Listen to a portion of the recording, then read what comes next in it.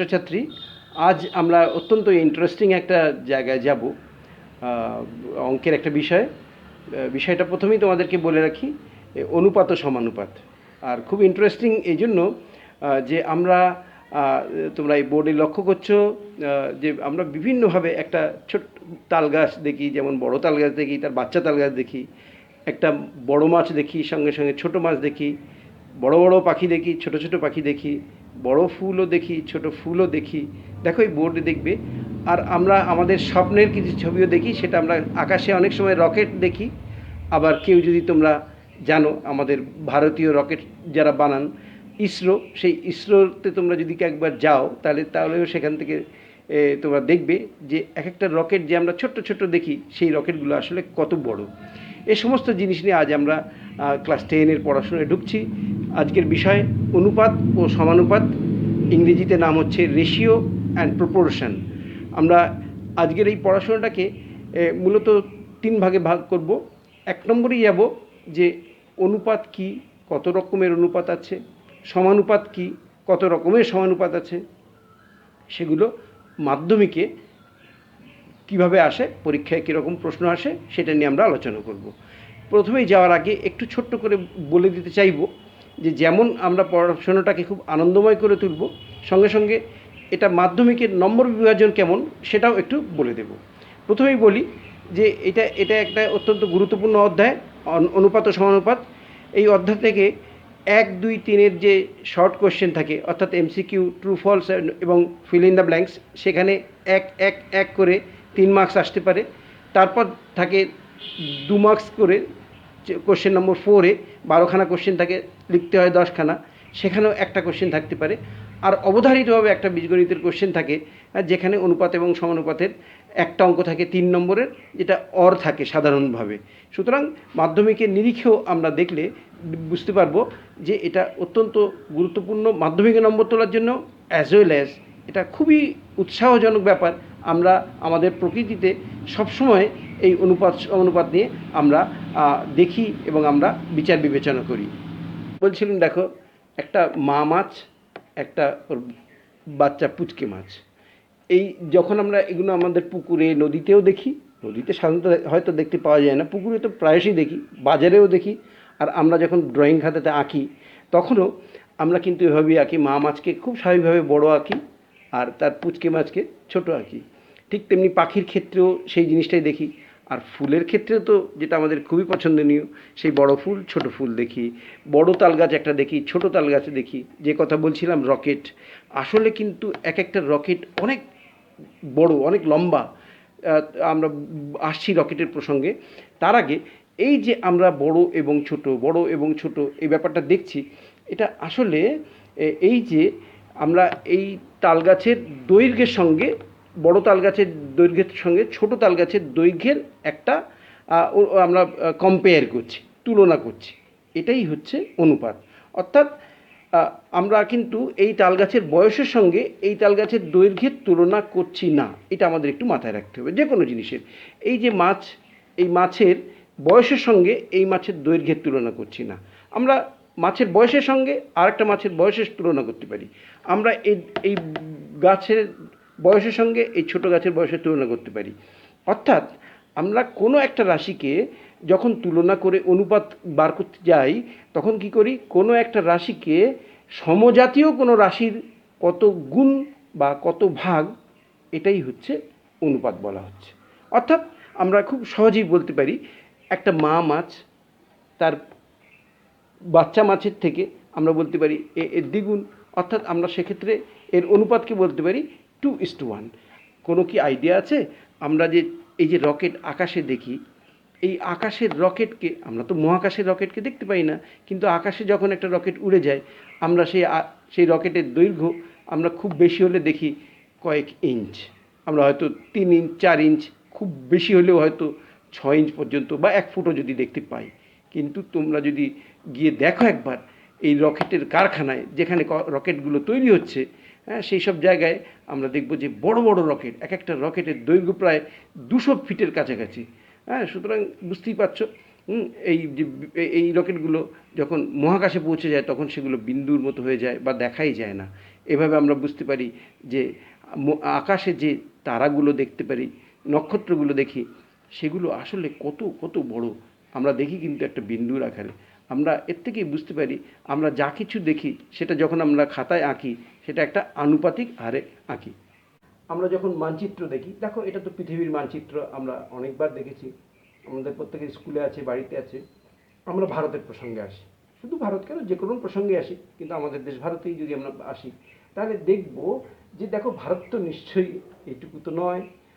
এই যে ম্যাপটা এখানে আছে এটা তোমরা নিশ্চয়ই জানো ম্যাপে একটা স্কেল ইউজ হয়। স্কেলটা আর কিচ্ছু না, ওটা হচ্ছে অনুপাত।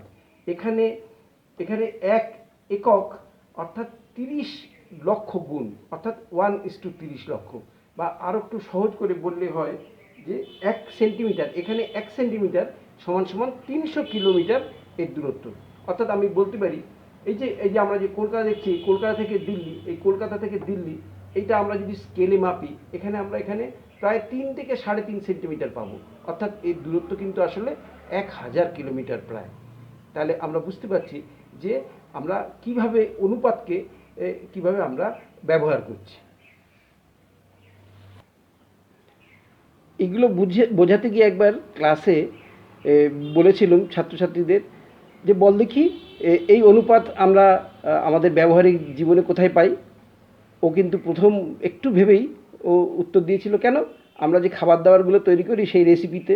বুঝলুম আসলে আমাদের সব কিছু ব্যাপারই কিন্তু খাওয়া দাওয়ার মধ্যেই আছে।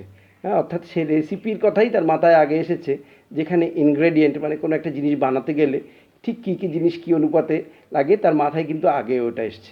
অবশ্য আরেকজন খুব ভালো একটা কথাও বলেছিল যে আমি একবার চেষ্টা করেছিলাম যে আকাশ থেকে কিছু হাইড্রোজেন আর কিছু অক্সিজেন আমি নিয়ে কী করে জল বানানো যায় কিনা আমি একবার দেখি।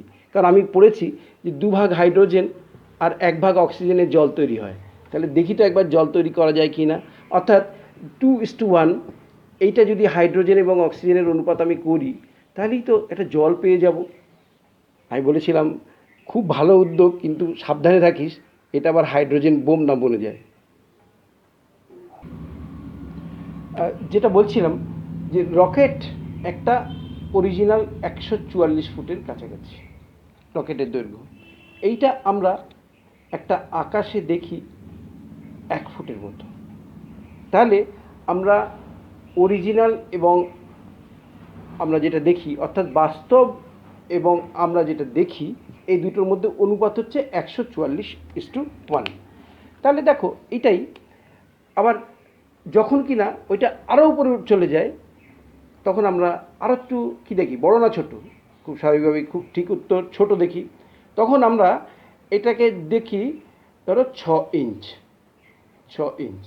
144 ফুট 6 ইঞ্চ। তখন এই রেশিওটাই আমরা কি বলবো, আমরা বলবো 288 ফুট ইস্টু 1 ফুট। সুতরাং আমরা এখানটা অ্যাকচুয়ালি এগুলো আমরা দিই না এবং বলে আমরা ইউজ করা উচিত। তো তাহলে এদের অনুপাত হচ্ছে 288:1। আচ্ছা, এখানে একটা কথা বলছিলাম যে যেহেতু এটা একটা অনুপাতদের কিন্তু কোনো একক হয় না, এইটা কিন্তু আমরা মনে রাখবো। আর সঙ্গে সঙ্গে আরও একটা কথাও আমরা এটা বলে দেব, ধরো কেউ অঙ্কে 45 পেয়েছে, আরেকজন পেয়েছে 90। এই যে বললাম একজনের রাশি আর একজনের, দুজনের রাশি আমরা তুলনা করছি, তাহলে আমরা তাকে বলবো যে দুজনে পেয়েছে 45:90। আমি দুজনের নাম যদি বলি এ এবং বি, তাহলে A:B হচ্ছে 45:90। তাহলে আমরা বললাম A:B = 45:90। এটাকে আমরা লিখতে পারবো অর্থাৎ একটু সরলীকরণ করে 1:2।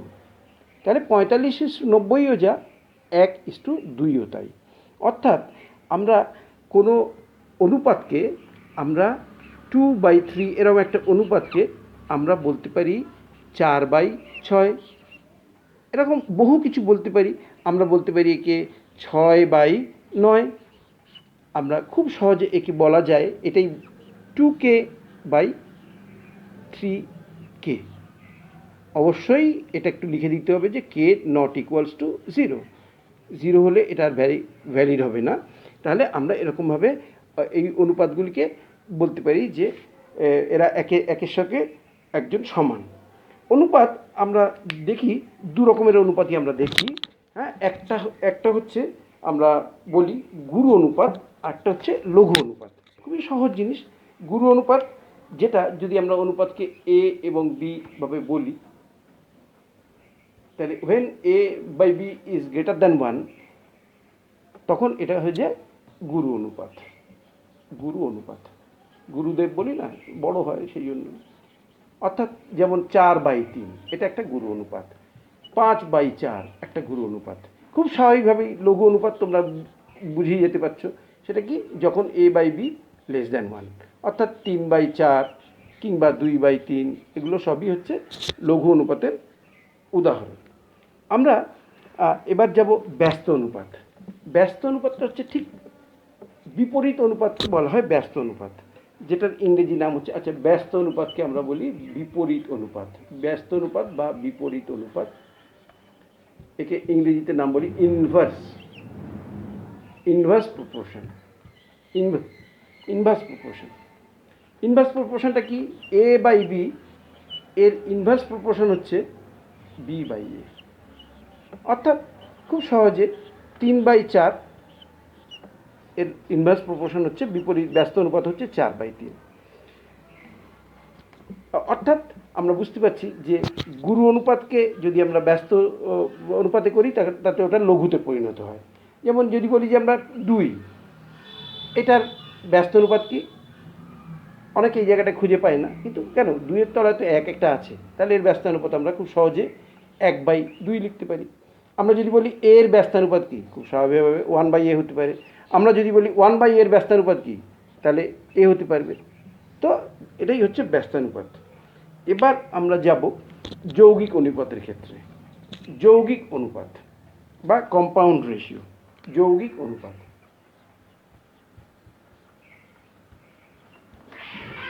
যৌগিক অনুপাত বা কম্পাউন্ড রেশিও। কম্পাউন্ড রেশিও, যৌগিক অনুপাতটা কি, যৌগিক অনুপাত হচ্ছে যেমন a:b, মানে মিশ্র অনুপাত আর কি। a:b, c:d, আর একটা যদি আমরা নিই d:e, তাহলে acd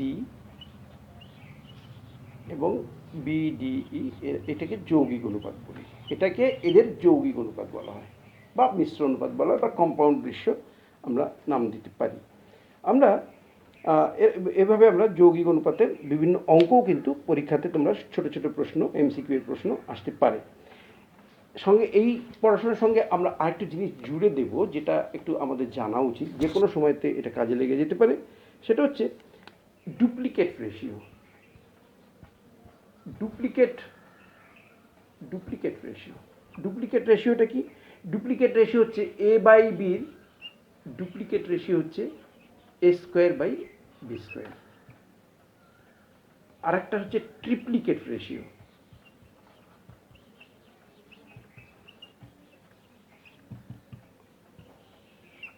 সেটা হচ্ছে a/b a³/b³। অনেক ছাত্রছাত্রী আছে যারা আমাদের এই প্রোগ্রাম দেখে, যারা আইসিএসসি বোর্ডের, আইসিএসসি ক্লাস 10-এও রেশিও প্রপোর্শন আছে, এবং সেখানে কিন্তু এই ট্রিপ্লিকেট রেশিও তাদের কিন্তু প্রচুরভাবে এই পরীক্ষাতে আসে। আমরা গেলাম ডুপ্লিকেট রেশিও, ট্রিপ্লিকেট রেশিওর সঙ্গে সঙ্গে আমরা আরও একটা যেতে পারি, যেটাকে বলা হয় sub duplicate ratio. Sub duplicate ratio হচ্ছে ডুপ্লিকেট রেশিওর উল্টো, অর্থাৎ a²/b² এ হয়ে যায় a/b। খুব স্বাভাবিকভাবে a/b হয়ে যায় √a/√b। আরেকটা আছে সাব ট্রিপ্লিকেট রেশিও, সেটা a³/b³ হয়ে যায় a/b। আবার এটা হয়ে যায় কী হয় বলো তো, এটাকে বলা হয় √a, তোমরা জানো, √b। এরকমভাবে আমরা এই duplicate ratio, ট্রিপ্লিকেট ratio, sub duplicate ratio আমরা আনতে পারি। এবার আমরা যাব, যখন কোনো অনুপাতকে বলবে যে কোনটা বড় কোনটা ছোট সেটা করো, এটা তোমরা শিখেছো, কিন্তু মাঝে মধ্যে পরীক্ষাতে এসে যায় যে হয়তো ঊর্ধ্বক্রমে লেখো বা অ্যাসেন্ডিং অর্ডারে লেখো। আমি একটা উদাহরণ দিতে পারি, ধরো 2/3, 7/2, একটা বলো কিছু একটা 5/7, এরকম একটা কিছু থাকতে পারে। ঠিক আছে? এটা ধরো 21 দিলে একটু ভালো হবে, 17/21 5/7। এগুলোর আমরা খুব ভালো করে জানি, এইগুলো এটাকে আমরা এলসিএম করে নেবো, লসাগু করে নেবো, লসাগু আসবে 21। আমরা এই 21কে 2-3 21 এটা গুণ করে দেখব, 17/21 একে আমরা 21 দিয়ে গুণ করে দেখব, 5/7 একে 21 দিয়ে গুণ করে দেখব। দেখো রেজাল্টগুলো পাবো কি, 7 দুগুণে 14, এটা পাবো 17, এটা পাবো 15। অর্থাৎ নিশ্চয়ই এটা বড়, অর্থাৎ ঊর্ধ্বক্রমে লিখলে হবে 2-3, তারপর হবে 5-7, 2-3, তারপর হবে 5-7, তারপর হবে 17-21। তাহলে এটা হবে অ্যাসেন্ডিং অর্ডারে আমরা এটা লিখলাম। এরকমভাবে আমরা রেশিওকে, অনুপাতকে আমরা বিভিন্নভাবে জানলাম এবং এখান থেকে বিভিন্নভাবে পরীক্ষাতেও তোমরা পাবে। আসি আমরা সমানুপাতি বা প্রপোর্শন। 4টে বাস্তব রাশি, ধরো 4টে বাস্তব সংখ্যা আমরা ABCD, এর প্রথম দুটোর অনুপাত যদি শেষ দুটোর অনুপাতের সাথে সমান হয় তাহলে একে আমরা সমানুপাতি বলি। অর্থাৎ ABCD সমানুপাতি তখনই হবে যখন A/B = C/D হবে। অর্থাৎ আমরা এখানে বুঝতে পারছি AD = BC। তার মানে কি, প্রান্তীয় দুটি পদের গুণফল এবং মধ্য দুটি পদের গুণফল যখন সমান হয়, প্রান্তীয় দুটি পদ অর্থাৎ A এক প্রান্তের এক্সট্রিম দুটো পদ আর D এই প্রান্তীয় দুটি পদের গুণফল যখন মধ্যের দুটো পদ অর্থাৎ B এবং C এই দুটো পদের গুণফলের সমান হয়, তখন একে আমরা সমানুপাতি বা প্রপোর্শন বলি। আমরা এখানে 3 রকম সমানুপাতি নিয়ে আমরা সাধারণভাবে কাজ করি, মাধ্যমিকে পরীক্ষায় আসে বা ICC বলেছে আগে, সেখানে পরীক্ষাতে আসে। প্রথমে যেটা আসে সেটা হচ্ছে ক্রমিক সমানুপাতি। ক্রমিক সমানুপাতি অর্থাৎ যখন A/B = B/C হয়। ঠিক আছে, ABC যদি ক্রমিক সমানুপাতি হয়, যদি ABC ক্রমিক সমানুপাতি হয়, তখন A/B = B/C হবে। অর্থাৎ আমরা খুব সহজেই বলতে পারবো যে 4, 8, 16 এরা যেহেতু 4:8 = 8:16, সুতরাং এটা একটা অবশ্যই ক্রমিক সমানুপাতির উদাহরণ। এরকম আমরা প্রচুর উদাহরণ আমরা দিতে পারবো। যেমন 3:9 মানে 3:9, দ্যাট ইজ ইকুয়ালস টু 9:27, অর্থাৎ 3, 9, 27 এরা হচ্ছে ক্রমিক সমানুপাতির উদাহরণ। আমরা এরকম এই কনসেপ্ট দিয়ে আমরা কিন্তু কিছু প্রশ্ন পেতে পারি। আমরা এবার যাব থার্ড প্রপোর্শন বা তৃতীয় সমানুপাতি। অর্থাৎ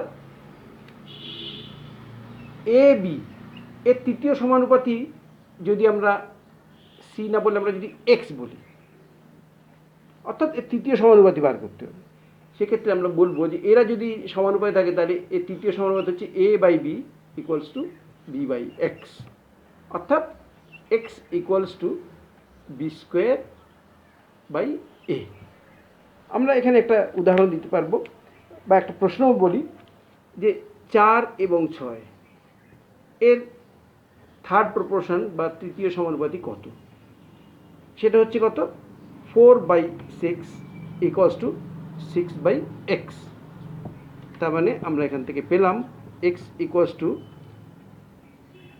6 × 6/4, দ্যাট ইজ 9। অর্থাৎ 4, 6 এর তৃতীয় সমানুপাতি হচ্ছে 9। আমরা সেটা খুব ভালো করি বলতে পারি এই ফর্মুলাটা দেখে যে A/B = B/X হলে তাহলে X হচ্ছে এদের দুজনের তৃতীয় সমানুপাতি বা থার্ড প্রপোর্শন।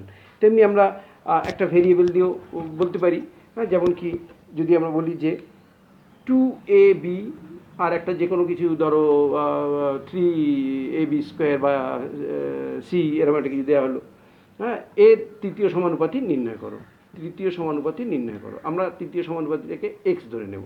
তারপর লিখব যে 2AB/3AB² C, এই যে এটা = 3AB² C/X। এবার আমরা এখান থেকে X এর ভ্যালুটা বার করে দেবো, যা হবে দ্যাট ইজ 9ab4c² / 2ab, এরকম কিছু হবে। হ্যাঁ, দ্যাট ইজ আনসার হবে 9/2b³ c²। হ্যাঁ, এটাই হচ্ছে এদের এদের তৃতীয় সমানুপাতি। এবার আমরা যে জায়গাটা আসবো সেটা হচ্ছে মধ্য সমানুপাতি। এই মধ্য সমানুপাতির বহু অঙ্ক কিন্তু বহুবার পরীক্ষা আসে এবং প্রায় প্রতিবারই মধ্য সমানুপাতি দিয়ে বিভিন্ন অঙ্ক বানানো থাকে। যেমন মিন প্রপোর্শন বা মধ্য সমানুপাতি, এ বির মধ্য সমানুপাতি যদি এক্স হয়, আর কিছু নয়, এই এই এক্সটাকে এর মধ্যে বসিয়ে নেওয়া, অর্থাৎ এ এক্স বি এরা সমানুপাতে হবে, এইটুকুই বুঝতে হবে।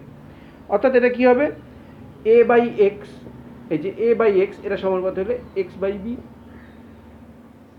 অর্থাৎ আমরা বলতে পারবো x² = ab, x আমরা বলতে পারি ±√ab। তো এরকমভাবে আমরা এটা হচ্ছে মধ্য সমানুপাতি বা মিন প্রপোর্শন, মধ্য সমানুপাতি বা মিন প্রপোর্শন। আমরা মিন প্রপোর্শনের দিয়ে পরীক্ষায়, মাধ্যমিক পরীক্ষায় এসেছে এরকম কিছু প্রবলেমের দিকে যেতে পারি। একটা ছোট্ট আমরা বলতে পারি যে 0.5 আর 4.5 এর এই অঙ্কটা খুবই সুন্দর অঙ্ক, পরীক্ষা এসছে এবং তোমাদের টেক্সট বই যে মাধ্যমিক পর্ষদের যে বইটা আছে সেই বইয়েও এটা বোধহয় করতে দেওয়া আছে, মধ্য সমানুপাতি নির্ণয় করা। তাহলে আমরা এই অঙ্কটা কীভাবে করব, ঠিক আগে যেমনভাবে দেখিয়েছিলাম 0.5/x = x/4.5। আমরা সরাসরি ফর্মুলায় কিন্তু বসিয়ে দিতে পারবো, কিন্তু ফর্মুলায় বসানো, ফর্মুলাটা মনে রাখার থেকে এরকমভাবে অঙ্কটা করা অনেক সুবিধা। x² = এবার শুধু ক্যালকুলেশন আমরা বুঝতেই পারছি, ক্রস মাল্টিপ্লাই করে করছি। 4.5 × 0.5, দ্যাট ইজ 225/100, অর্থাৎ আমরা বলবো যে x = 15/10, বা আমরা বলবো ডেসিমেলে আনলে, দশমিকে আনলে 1.5। তাহলে আনসার এসে গেল। এক্স বার করার দরকার ছিল, অর্থাৎ 0.5 এবং 4.5-এর মধ্য সমানুপাতি বা মিন প্রপোর্শন হচ্ছে 1.5। আমরা এরকমভাবে একটা ডেসিমেল দিয়ে অঙ্ক দিতে পারি। সেটা হচ্ছে কীরকম, সেটা যা হোক একটা বলতে পারি যে ধরো এ বি সি, আর যে কোনো একটা বলি আমরা, ধরো ab/c কি c³ এর মধ্য সমানুপাতি নির্ণয় করো, তা ঠিক একইভাবে abc/x = x/ab/c³। তাহলে আমরা x² কি পেলাম, abc × ab/c³। এটা c³ না দিয়ে আমরা একটু c4 নিলে ভালো জিনিস পাবো, আর কি c4 দিয়ে দিই। পরীক্ষা তোমরা নিজের মনের মতো চেঞ্জ করো না, সেটা আমরা পাচ্ছি a² b²। আচ্ছা c³ তো ভালো ছিল, বাহ, c³ থাক, c³ রাখো, a² b² এই c কেটে গিয়ে হলো c²। তাহলে x আমরা পেয়ে গেলাম ±ab/c। তাহলে আমরা এক্ষেত্রে খুব সহজেই বলতে পারবো যে এবিসি এবং ab/c³ মধ্য সমানুপাতি হচ্ছে ±ab/c। এরকমভাবে আমরা মধ্য সমানুপাতির যে কোনো অঙ্ক কিন্তু আমরা সমাধান খুব চটপট করে ফেলতে পারবো, এবং অতি অবশ্যই মাধ্যমিকে বা আইসিএসির মতো পরীক্ষায় বা বিভিন্ন কম্পিটিটিভ পরীক্ষাতেও মিন প্রপোর্শন বা মধ্য সমানুপাতির অঙ্ক আমরা করে আসতে পারবো। এবার আমরা আসি সমানুপাতিকের ক্ষেত্রে কিছু সংখ্যার মজায়। দেখো, সত্যি খুব মজা পাবে যে আমাদের সংখ্যাগুলোর মধ্যে কেমন বেশ একটা সুন্দর সজ্জা থাকে। হ্যাঁ, সেটা আমরা ফার্স্টে আসি। আমরা এখানে কতগুলো সমানুপাতিক নিয়ে আলোচনা করব, একান্ত সমানুপাতিক, ব্যস্ত সমানুপাতিক, এরকম যৌগ সমানুপাতিক। আমরা প্রথমে আসবো একান্ত সমানুপাতিক। একান্ত সমানুপাতিক মানে অল্টারনেন্ডো যেটাকে বলা হয়, অল্টারনেন্ডো,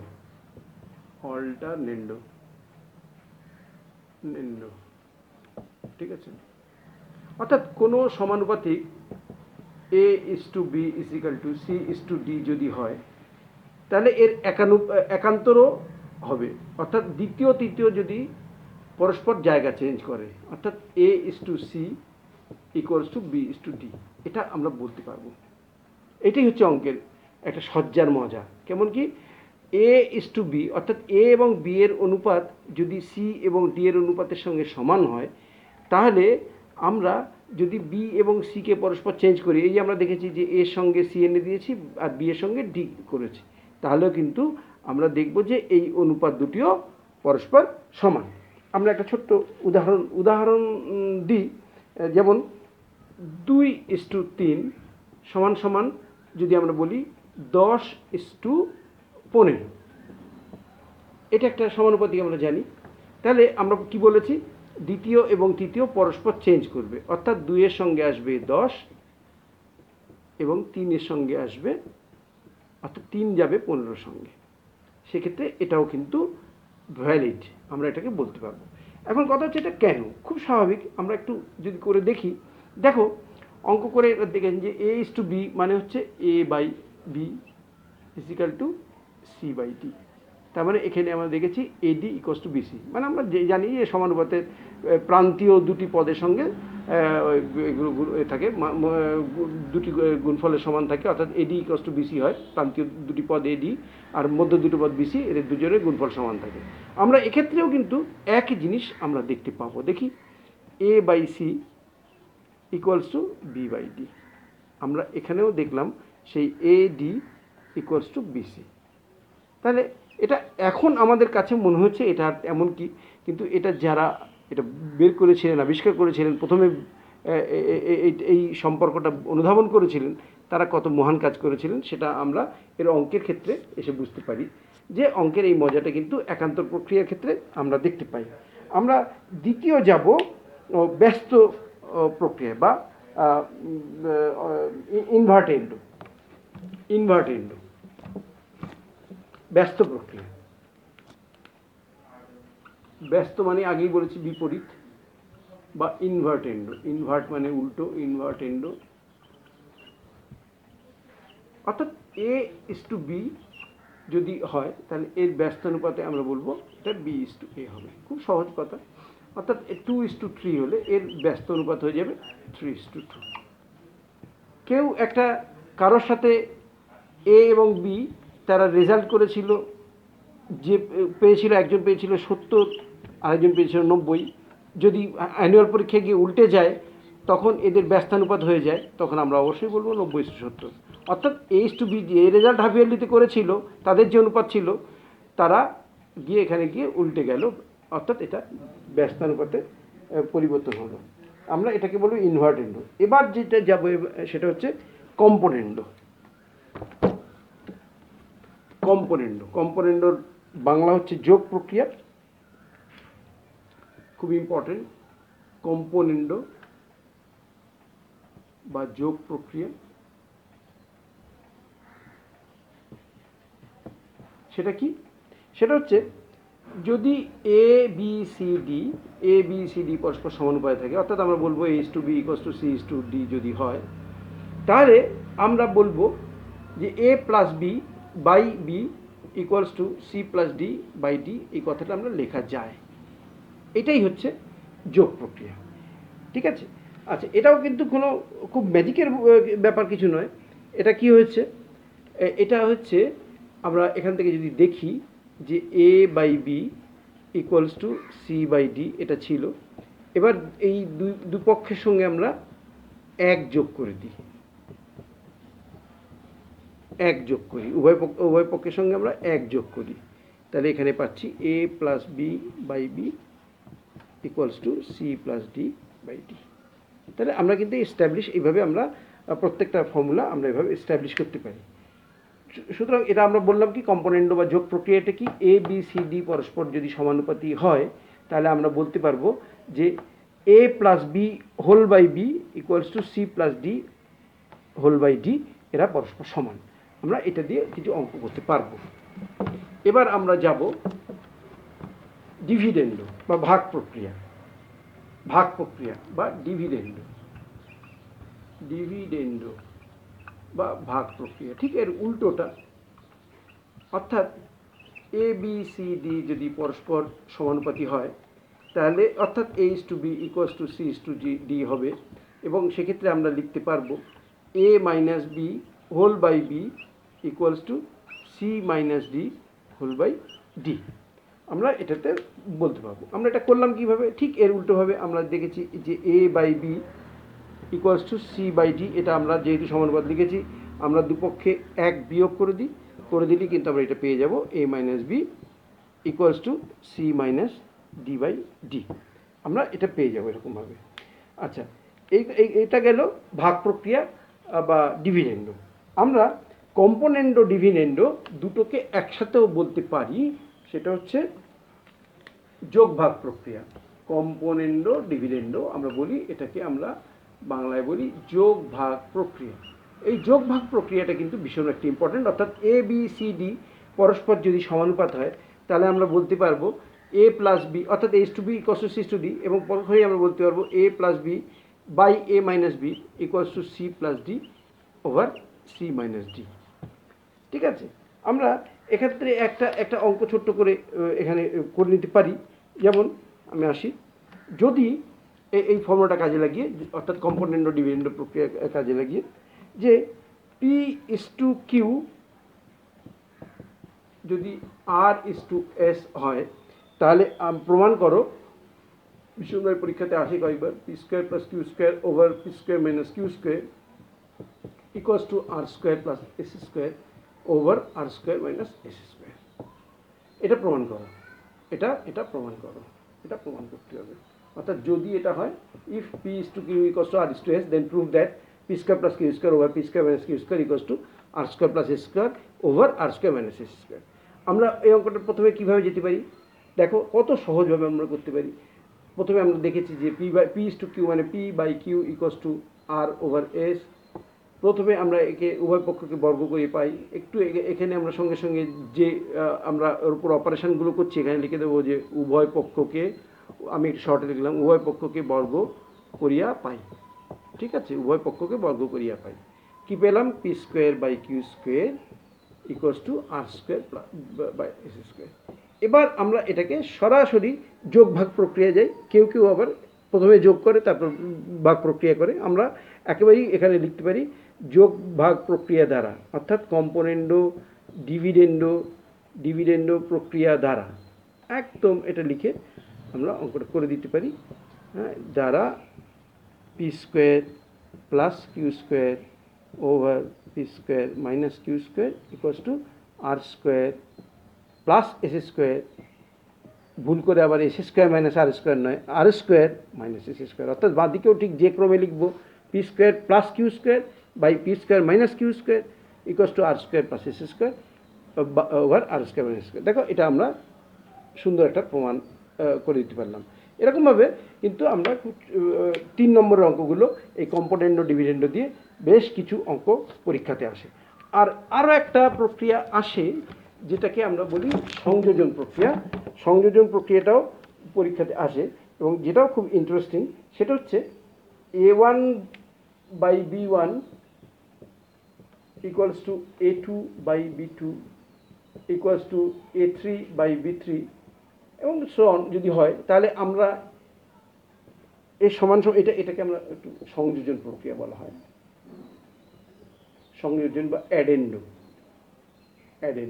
ঠিক আছে, এটা ইকুয়ালস টু লিখে দিতে পারি a1 মানে উপরেগুলো সব যোগ by b1 plus b2 plus b3। আমরা এই সংযোজন প্রক্রিয়া দ্বারা কিন্তু অনেক ভালো ভালো অঙ্ক আমরা পরীক্ষায় আসে এবং আমরা খুব সহজেই করতে পারি। এবার আমরা যাই পরীক্ষায় যে শর্ট কোশ্চেন কীভাবে আসে সেরকম আমরা দু একটা এক্সাম্পলে যেতে পারি। যেমন ধরো পরীক্ষা আসতে পারে যে a is to b equals to 2 is to 3, b is to c equals to 4 is to 5।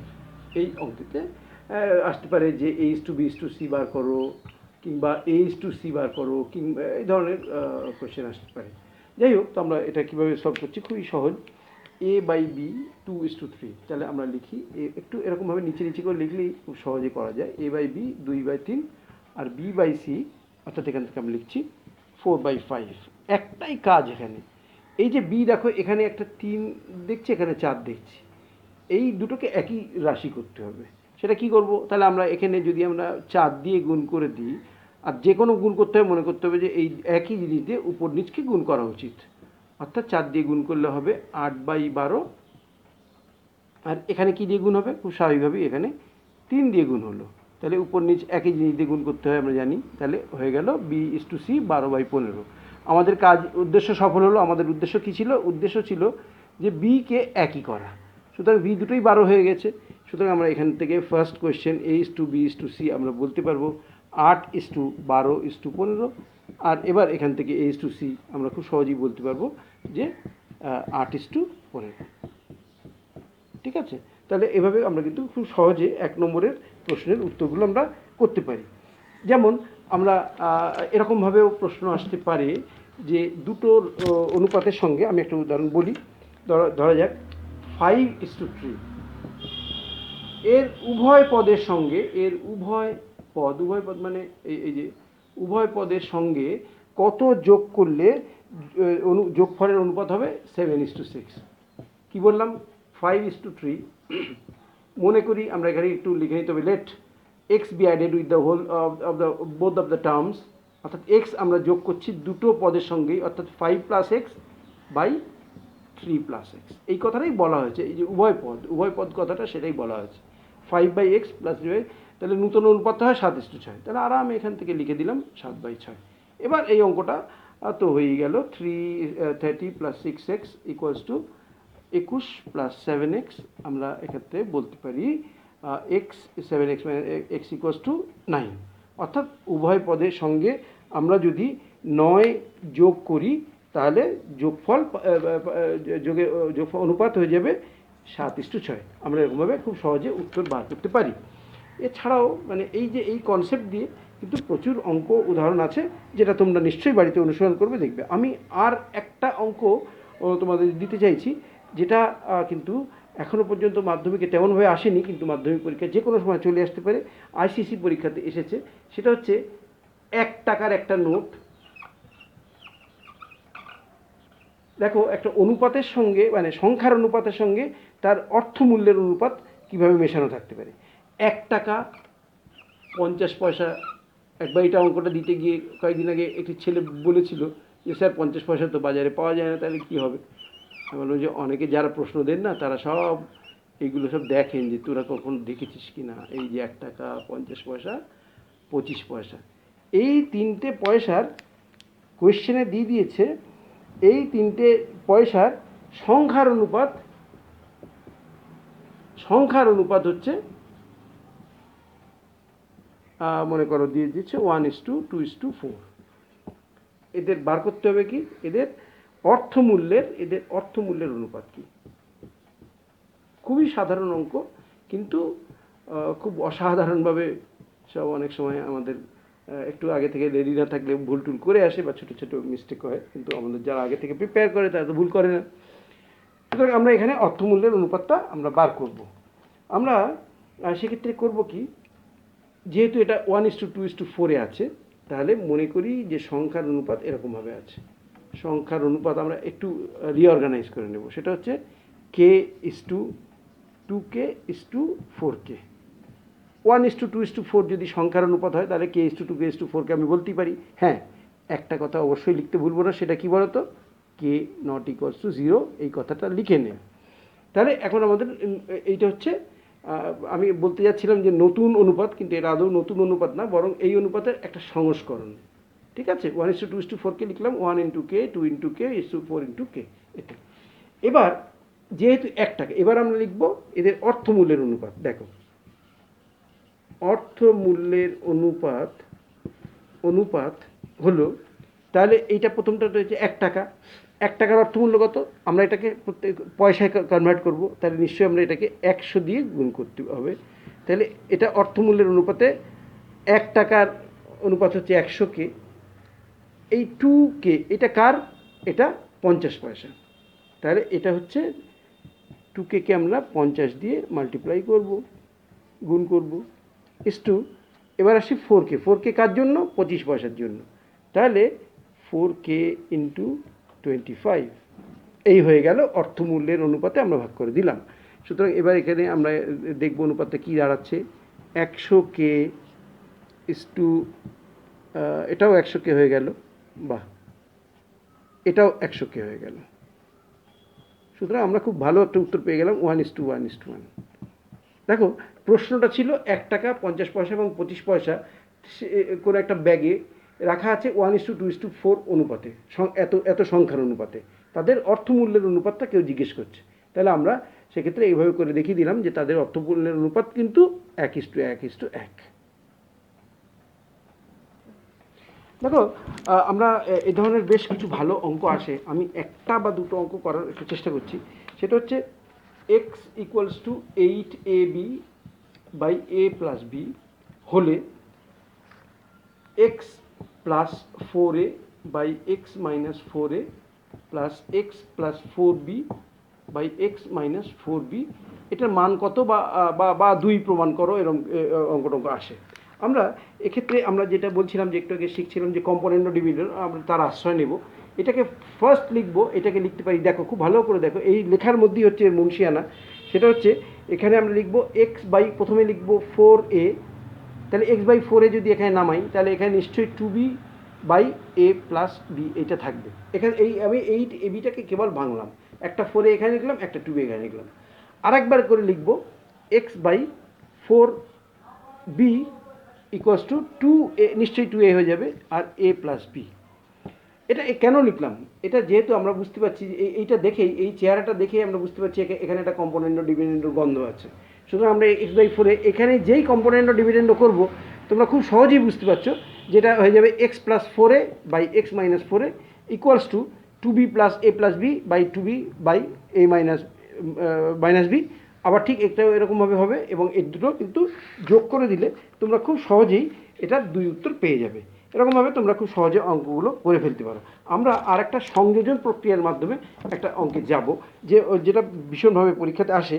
সেটা হচ্ছে a by b plus C equals to b by C plus A equals to C by A plus B হলে দেখাও যে প্রত্যেকের